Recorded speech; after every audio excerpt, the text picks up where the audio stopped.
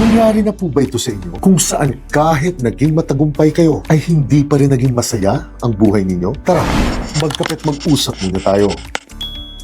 Dahil alam po ba ninyo na magkaiba ang success o tagumpay kaysa sa fulfillment o sa kung ano ang nakakapagpasaya sa iyo? Dahil una, ang success o tagumpay ay external o panlabas na karangalan. Dahil nakabase ito sa mga panlabas na alituntunin, layunin o basehan. Halimbawa, nagtatagumpay po kayo sa tuwing nakakamit ninyo ang tina-target ninyong grade o grado, o nakuha ninyo ang inaasam ninyong promotion o titulo, o kung nakuha o naipunan ninyo ang yamang tina-target ninyo. At dahil puro panlabas po ang standards o basehan nito, karaniwang panandalian lang po ang saya na natatanggap ninyo. At karaniwang naghahanap kaagad kayo ng bagong alituntunin, layunin o basehan na hahabulin ulit ninyo. Subalit ang pangalawa, o ang fulfillment naman po, ay kasiyahan na internal o nasa loob po ng tao ang nagiging basehan nito. Dahil ang karaniwang nakakapagbigay ng kasiyahan sa iyo ay ang mga bagay na nagbibigay ng kahulugan, kabuluhan at kapayapaan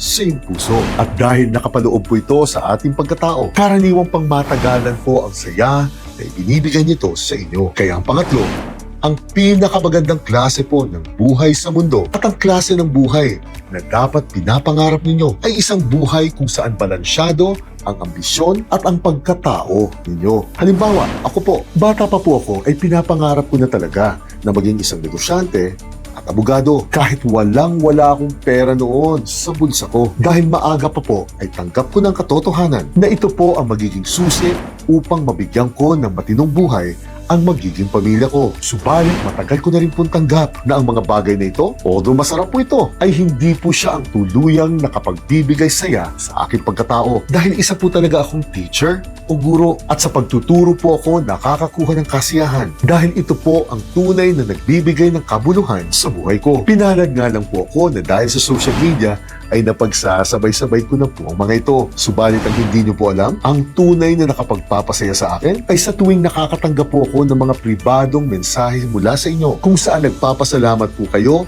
dahil may natututunan kayo sa mga ginagawa kong ito. Kaya ipinagdarasal ko po na sana lahat po tayo ay maging matagumpay at maging masaya sa mundo. Anuman po ang pangarap ninyo at anuman po ang makapagpapasaya sa inyong puso. Gine.